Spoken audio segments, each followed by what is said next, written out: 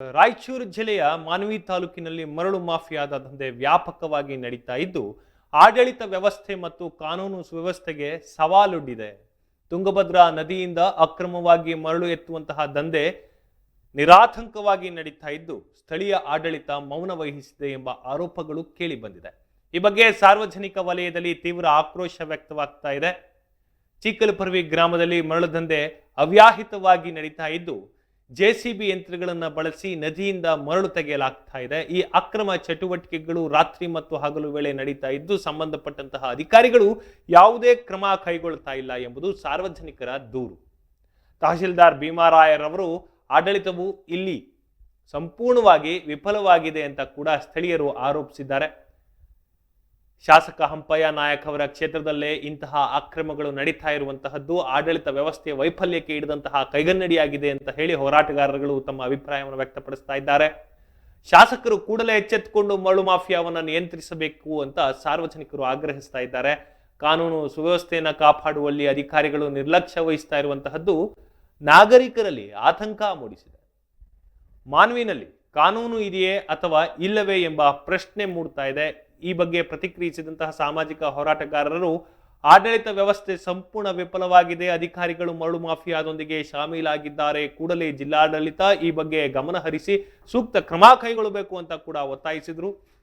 ಇನ್ನೋರ್ವ ಸ್ಥಳೀಯ ನಿವಾಸಿಯಾದಂತಹ ರಮೇಶ್ ಅವರು ಕೂಡ ಮಾತನಾಡಿ, ನಮ್ಮೂರಿನಲ್ಲಿ ದಿನೇ ದಿನೇ ಮರಳು ದಂಧೆ ಹೆಚ್ಚಾಗ್ತಾ ಇದೆ, ಇದನ್ನ ತಡೆಯುವವರು ಯಾರೂ ಇಲ್ಲದಂತಾಗಿದೆ ಅಂತ ಕೂಡ ತಮ್ಮ ಅಸಹಾಯಕತೆಯನ್ನ ಬೇಸರವನ್ನ ವ್ಯಕ್ತಪಡಿಸಿದ್ದಾರೆ. ಮನೆ ಈ ಬಗ್ಗೆ ಹೆಚ್ಚಿನ ಮಾಹಿತಿಯನ್ನ ನಮ್ಮ ಮಾನವಿ ವರದಿಗಾರ ಪರಶುರಾಮ್ ಅವ್ರ ಜೊತೆ ಪಡೆಯೋಣ. ಪರಶುರಾಮ್, ನಮಸ್ಕಾರ. ಹೇಗ್ ನಡೀತಾ ಇದೆ ಅಲ್ಲಿ ಮರಳು ದಂಧೆ ಅಟ್ಟಹಾಸ? ಯಾಕೆ ನಡೀತಾ ಇದೆ ಅಂತ ನಿಮಗನ್ಸುತ್ತೆ? ವೀರೇಶ್, ಏನಂತಂದ್ರೆ ಕೇಂದ್ರ ಹಾಗೂ ರಾಜ್ಯ ಸರ್ಕಾರ ಮರಳು ಸಮಿತಿ ಕಾನೂನು ಜಾರಿಗೆ ತಂದಿದೆ. ಆ ಕಾನೂನು ಜಾರಿಗೆ ತಂದ್ರು ಕೂಡ ಅಧಿಕಾರಿಗಳು ಒಂದು ರೀತಿಯಲ್ಲಿ ಏನಾಗಿದೆ ಅಂದ್ರೆ ಒಂದು ರೀತಿ ನಿದ್ರಾಹೀನತೆಯಲ್ಲಿ ಮಲಗಿಬಿಟ್ಟಿದ್ದಾರೆ. ಅವ್ರಿಗೆ ಯಾವತ್ತಿಗೆ ಅವ್ರು ಏನಂತಂದ್ರೆ ಸರ್ಕಾರದ ಕೆಲಸ ನಾವು ಯಾವ ರೀತಿ ಮಾಡ್ಬೇಕು ಅಂತ ಹೇಳಿ ದೇವರ ಕೆಲಸ ಅಂತ ಹೇಳ್ತಾ ಇದಾರೆ. ಆದ್ರೆ ದೇವರ ಕೆಲಸ ಮಾಡ್ಬೇಕಂತ ಅಧಿಕಾರಿಗಳು ಒಂದ್ ರೀತಿಯಲ್ಲಿ ಕಂತ್ರಿ ಕೆಲಸ ಮಾಡ್ತಾ ಇದಾರೆ. ಕಂತ್ರಿ ಕೆಲಸ ಮಾಡುವುದರಿಂದಲೇ ಕಾನೂನು ಅನ್ನೋದು ಒಂದು ರೀತಿಯಲ್ಲಿ ಪುಸ್ತಕದಲ್ಲಿದೆ, ಆದ್ರೆ ಆಡಳಿತಾತ್ಮಕವಾಗಿ ಇಲ್ಲವಾಗಿದ್ದರಿಂದ ಮಾನ್ವಿ ತಾಲೂಕಲ್ಲಿ ಅಥವಾ ಮಾನ್ವಿಯಲ್ಲಿ ಹಾದು ಹೋಗಿರ್ತಕ್ಕಂಥ ತುಂಗಭದ್ರಾ ನದಿ ಪಾತ್ರದ ಹಳ್ಳಿಗಳಲ್ಲಿ ಯಥೇಚ್ಛವಾಗಿ ಅಕ್ರಮವಾಗಿ ಮರಳು ದಂಧೆ ನಡೀತಾ ಇದೆ. ಈ ಮಾನ್ವಿ ತಹಸೀಲ್ದಾರ್ ಆಗಿರ್ತಕ್ಕಂಥ ಭೀಮರಾಯ್ ಅವರು ಯಾವ ರೀತಿ ಡ್ಯೂಟಿ ಮಾಡ್ತಾರೆ ಅಂತ ಹೇಳಿ ಈ ವಾಸ್ತವತೆಯನ್ನ ದೃಶ್ಯಾವಳಿಗಳು ನದಿಯಲ್ಲಿ ಜೆಸಿಬಿಯಲ್ಲಿ ಮೂಲಕ ಅಕ್ರಮವಾಗಿ ಟಿಪ್ಪರ್ಗೆ ಸಾಗಣೆ ಮಾಡ್ತಾರೆ ಅಂದ್ಮೇಲೆ ಎಲ್ಲಿಗೆ ಬಂದ್ ನಿಂತಿದೆ ಕಾನೂನು? ಇದು ಅಧಿಕಾರಿಗಳು ಏನ್ ಮಾಡ್ತಾ ಇದಾರೆ? ಸಾರ್ವಜನಿಕ ಆಡಳಿತ ಪಬ್ಲಿಕ್ ಅಡ್ಮಿನಿಸ್ಟ್ರೇಟಿವ್ ಒಂದು ಕಾನೂನನ್ನ ಓದಿರ್ತೇವೆ, ಸಾರ್ವಜನಿಕ ಆಡಳಿತ ಹೇಗೆ ಮಾಡ್ಬೇಕಂತ ಹೇಳಿ ತಹಶೀಲ್ದಾರ್ ಅವರು ಕೂಡ ಒಂದ್ ರೀತಿಯಲ್ಲಿ ಭೀಮರಾಯ್ ಅವರು ಈ ರೀತಿಯಲ್ಲಿ ನಿದ್ರೆಯಲ್ಲಿ ಜಾರಿ ಇದ್ದಾರೆ ಅಂದ್ಮೇಲೆ ಇದು ಏನ್ ರೀತಿ ವ್ಯವಸ್ಥೆ ಅಂತ ಒಂದು ರೀತಿಯಲ್ಲಿ ಕೂಡ ಸಾರ್ವಜನಿಕರು ಪ್ರಶ್ನೆ ಮಾಡುವಂತಾಗಿದೆ. ಅದೇ ರೀತಿಯಾಗಿ ಶಾಸಕ ಹಂಪಯ್ಯ ನಾಯಕ್ ಅವರು ಕೂಡ ಯಾವ ರೀತಿಯಾಗಿ ಪಾರದರ್ಶಕವಾಗಿ ನಮ್ಮ ಸರ್ಕಾರ ಕಾಂಗ್ರೆಸ್ ಸರ್ಕಾರ ಈ ರೀತಿ ಅಭಿವೃದ್ಧಿ ಮಾಡಿದೆ, ಈ ರೀತಿ ಕಾನೂನಾತ್ಮಕವಾಗಿ ಎಲ್ಲರಿಗೂ ಕೂಡ ಒಂದ್ ರೀತಿಯಲ್ಲಿ ನಾವು ಸರ್ಕಾರವನ್ನು ಸುವ್ಯವಸ್ಥಿತ ರೀತಿಯಲ್ಲಿ ನಾವು ನಡೆಸ್ತಾ ಇದೀವಿ ಅಂತ ಹೇಳ್ತಾ ಇದ್ರಿ. ಯಾವ ರೀತಿ ನಡೆಸ್ತಾ ಇದ್ರಿ? ನಿಮ್ಮ ರಾಜ್ಯ ಸರ್ಕಾರದ ಹಣೆ ಬರಹ ಮಾನವಿಯಲ್ಲಿ ಯಾವ ರೀತಿ ನಡೀತೈತಿ? ಶಾಸಕ ಹಂಪಯ್ಯ ನಾಯಕರು ಒಂದ್ ರೀತಿ ದೂರ ಅಂತ ಹೇಳ್ಬೋದು. ಶಾಸಕ ಹಂಪಯ್ಯ ನಾಯಕರು ಕೂಡ ಅಕ್ರಮವಾಗಿ ಇಷ್ಟು ದಂಧೆ ನಡೀತಿದೆ ಅಂದ್ಮೇಲೆ ಯಾವ ರೀತಿ ಇದೆ, ಯಾವ ರೀತಿ ಇಲ್ಲ ಅಧಿಕಾರಿಗಳು ಕೂಡ ಸಭೆ ನಡೆಸಿ ಕಾನೂನಾತ್ಮಕ ಕ್ರಮ ಕೈಗೊಳ್ಳುವಂತ ಕೆಲಸ ಕೂಡ ಮಾಡಬೇಕಂತೆ ಇದುವರೆಗೂ ಕೂಡ ಶಾಸಕ ಹಂಪಯ್ಯ ನಾಯಕರು ಮಾಡಿಲ್ಲ. ಆ ಮಾನ್ಯ ತಹಶೀಲ್ದಾರ್ ಆಗಿರ್ತಕ್ಕಂಥ ಭೀಮರಾಯ್ ಅವರು ಕೂಡ ಒಂದ್ ರೀತಿಯಲ್ಲಿ ಮರಳು ಸಮಿತಿಯಲ್ಲಿ ಯಾವ ರೀತಿ ಅಧಿಕಾರಿಗಳು ಇರ್ತಾರೆ, ಹೆಂಗಿರ್ತಾರೆ ಅಂತ ಒಂದು ನೋಡ್ತಕ್ಕಂಥ ಜವಾಬ್ದಾರಿ ಕೂಡ ಅಧಿಕಾರಿಗಳಿಗೆ ತಹಶೀಲ್ದಾರ್ ಭೀಮರಾಯ್ ಅವರಿಗೆ ಇರಬೇಕು, ಆದ್ರೆ ಅವರಿಗೂ ಕೂಡ ಇಲ್ಲ ಅಂತ ಹೇಳ್ಬೋದು. ಅದೇ ರೀತಿಯಾಗಿ ಕಾನೂನು ಸುವ್ಯವಸ್ಥೆ ಹದಗೆಟ್ಟಿದ್ರಿಂದ ಕಾನೂನು ಸುವ್ಯವಸ್ಥೆ ಒಂದ್ ರೀತಿಯಲ್ಲಿ ಕಾನೂನು ಅನ್ನೋದು ಮಾನವಿಯಲ್ಲಿ ಸತ್ತೋಗಿದ್ರಿಂದ ಈ ರೀತಿಯಾಗಿ ಮಾನವಿಯಲ್ಲಿ ಯಥೇಚ್ಛವಾಗಿ ಅಕ್ರಮವಾಗಿ ಸರ್ಕಾರಕ್ಕೆ ಆದಾಯ ಇಲ್ಲದೆ ಒಂದು ರೀತಿಯಲ್ಲಿ ಮರಳು ಕದಿಮರು ಲಕ್ಷಾಂತರ ರೂಪಾಯಿ ಕೋಟಿಗಟ್ಟಲೆ ಬಂಗಲೆ ರೀತಿಯಲ್ಲಿ ಐಷಾರಾಮಿ ಕಾರುಗಳ ಮೂಲಕ ಮೆರೀತಿದ್ದಾರೆ ಅಂತ ಹೇಳ್ಬೋದು ವೀರೇಶ. ಈಗಿದ್ರು ಕೂಡ ಇದಕ್ಕೆಲ್ಲ ಆಸ್ಪದ ಕೊಡುವರು ಯಾರು? ಅಧಿಕಾರಿಗಳು. ಅಕ್ರಮ ತಡೆಗಟ್ಟುವ ಕೆಲಸ ಯಾರ್ದು? ಅಧಿಕಾರಿಗಳು. ಅಧಿಕಾರಿಗಳೇ ಒಂದು ರೀತಿಯಲ್ಲಿ ಮನೆಯಲ್ಲಿ ಕೂತ್ಕೊಂಡ್ರ ಅಂದ್ಮೇಲೆ ಯಾರಾದ್ರೂ ಬರ್ತಾರೆ, ಯಾರಾದ್ರೂ ಹೋಗ್ತಾರೆ, ಯಾರಾದ್ರೂ ನಮಗೆ ಲಂಗುಲಗಮ್ ಇಲ್ಲದ ಆ ಮಾನವಿ ಅಂತ ಹೇಳ್ಬೋದು ವೀರೇಶ್. ನಿಜ ನಿಜ ನಿಜ ಪರಶುರಾಮ್, ನಿಜ.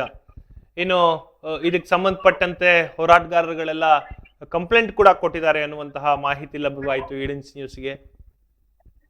ಈಗ ವೀರೇಶ್, ಏನಂತಂದ್ರೆ ಈ ರೀತಿ ವ್ಯವಸ್ಥೆ ಇದೆ ಅಂದ್ಮೇಲೆ ಕಾನೂನು ಮತ್ತು ಸುವ್ಯವಸ್ಥೆ ಕಾನೂನು ಪಾಲನೆ ಮಾಡುವಂತ ಅಧಿಕಾರಿಗಳು ಸರ್ಕಾರದ ಸಂಬಳ ತಗೊಳ್ತಾ ಇದೀವಿ, ನಾವ್ ಯಾವ ರೀತಿ ಡ್ಯೂಟಿ ಮಾಡ್ಬೇಕಂತ ಅಂದಾಗ ಮಾತ್ರ ಅಕ್ರಮವಾಗಿ ಯಾರು ಕಳ್ಳರು ಗದಿ ಮುರಿದಾರೆ ಅವ್ರಿಗೆ ಒಂದ್ ರೀತಿಯಲ್ಲಿ ಭಯ ಇರ್ತದೆ. ನಮ್ಮನ್ನೇ ಯಾರು ಕೇಳ್ತಲ್ಲ ಅಂದ್ಮೇಲೆ ಸರ್ಕಾರವನ್ನೇ ನಾವು ನಮ್ಮನ್ನೇ ಕೇಳ್ತಾ ಇಲ್ಲ, ನಾವ್ ಏನಾದ್ರು ಮಾಡಬಹುದು ಅಂತೇಳಿ ಈ ಪುಂಡ ಪೋಖರಿಗಳು ಮರಳು ಕದಿಮರು ಒಂದ್ ರೀತಿಯಲ್ಲಿ ರಾಜರ ರೀತಿಯಲ್ಲಿ ಮೆರೆಯುತ್ತಿದ್ದಾರೆ ಅಂತ ಹೇಳ್ಬೋದು Veeresh. Yes, thank you Parashuram ತಮ್ಮೆಲ್ಲ ಮಾಹಿತಿಗಳಿಗೆ. ಎಸ್, ಕೇಳಿಸ್ಕೊಂಡ್ರಲ್ಲ ವೀಕ್ಷಕರೇ, ರಾಯಚೂರಿನ ಮಾನ್ವಿನಲ್ಲಿ ಮಾನಗೆಟ್ಟಂತಹ ಜನ ನದಿಯ ಒಡಲಿಗೆ ಕೈ ಹಾಕಿದ್ದಾರೆ. ಇದು ಅಕ್ಷಮ್ಯ ಅಪರಾಧ. ಸನ್ಮಾನ್ಯ ಸದ್ಗುಣ ಸಂಪನ್ಮೂಲ ಸದ್ವಿಚಾರ ಸದ್ಕೀರ್ತಿಗಳಾದಂತಹ ತಹಶೀಲ್ದಾರ್ ಸಾಹೇಬ್ರೆ, ತಾವಿತ್ತ ಗಮನ ಹರಿಸಬೇಕು. ಅಲ್ರಿ, ಒಂದು ನದಿಯ ಒಡಲಿಗೆ ಟಿಪ್ಪರ್ಗಳನ್ನ ಕರ್ಕೊಂಡು ಬಂದು ನಿಲ್ಲಿಸಿ ಇಟಾಚಿಗಳ ಮೂಲಕ ಮರಳನ್ನು ತೋಡಿ ತೆಗೆಯುವಂತಹ ಪ್ರಯತ್ನ ನಡೆಯುತ್ತೆ. ಆ ಪ್ರಯತ್ನದಲ್ಲಿ ಲೋಡ್ ಗಟ್ಟಲೆ ಮರಳು ತುಂಬಿಕೊಳ್ಳುತ್ತೆ. ಆ ಮರಳನ್ನ ರಾಜಾರೋಷವಾಗಿ ಟಿಪ್ಪರ್ಗಳ ಮೂಲಕ ಕೆಲವು ನೀವು ವಿಜುವಲ್ಸ್ಗಳಲ್ಲಿ ನೋಡ್ತಾ ಇದ್ದೀರಾ, ಟಾಟಾ ಏಸ್ಗಳ ಮೂಲಕ ಆರಾಮ್ಸೆ ಈಸಿಯಾಗಿ ಅವ್ರ ಅಪ್ಪನ ಮನೆ ಜಾಗ ಅದು ಜಹಾಂಗೀರದು ಅನ್ನೋ ಲೆಕ್ಕಾಚಾರದಲ್ಲಿ ತಗೊಂಡು ಹೋಗ್ತಾ ಇದ್ದಾರೆ. ತಾಲೂಕು ಆಡಳಿತ ಕಣ್ಣು ಮುಚ್ಕೊಂಡು ಕುಳಿತುಕೊಂಡಿರುತ್ತೆ. ಇದಕ್ಕೆ ಜನ ಏನಂತ ಕರಿಬೇಕು? ಇಲ್ಲಿ ಭ್ರಷ್ಟಾಚಾರ ಅಂತ ಕರಿಬಾರ್ದಾ? ಏನೋ ಮಾಮೂಲು ಹೋಗ್ತಾ ಇದೆ ಅಂತ ತಿಳ್ಕೋಬಾರ್ದಾ? ಇದು ತಿಳ್ಕೋಬಾರ್ದು ಅಂತಂದ್ರೆ ಈಡೆನ್ಸ್ ನೀವು ಸುದ್ದಿ ಮಾಡಿದೆ, ಈ ತಕ್ಷಣಕ್ಕೆ ಅವ್ರ ಮೇಲೆ ಕ್ರಮ ಜರುಗಿಸಿ. ಇಟಾಚಿ ಸೀಸ್ ಆಗ್ಬೇಕು, ಟಿಪ್ಪರ್ಗಳು ಸೀಸ್ ಆಗ್ಬೇಕು, ಅಲ್ಲಿರುವಂತಹ ಡ್ರೈವರ್ಗಳು, ಮಾಫಿಯಾದವರು ಯಾರ್ಯಾರಿದಾರೋ ಅವರೆಲ್ಲರೂ ಜೈಲು ಹೊಡಿಬೇಕು. ಆ ರೀತಿಗೆ ನಿಮ್ಮ ಕೈಲಿ ಕ್ರಮ ತೆಗೆದುಕೊಳ್ಳಿಕ್ಕೆ ಸಾಧ್ಯನಾ? ಆಗುತ್ತಾ ನಿಮಗೆ? ಆಗೋದಾದ್ರೆ ಆಗ ಹೇಳಿ ನಾನೊಬ್ಬ ದಕ್ಷ ಅಧಿಕಾರಿ ಅಂತ. I think so. ಈಡೆನ್ಸ್ ಸುದ್ದಿ ಮಾಡಿದೆ, ಇದಕ್ಕೊಂದು ತಾರ್ಕಿಕ ಅಂತ್ಯ ಸಿಕ್ಕುತ್ತೆ. ಅಲ್ಲಿವರೆಗೂ ನಮ್ಮ ಹೋರಾಟ ಮುಂದುವರಿಯುತ್ತೆ.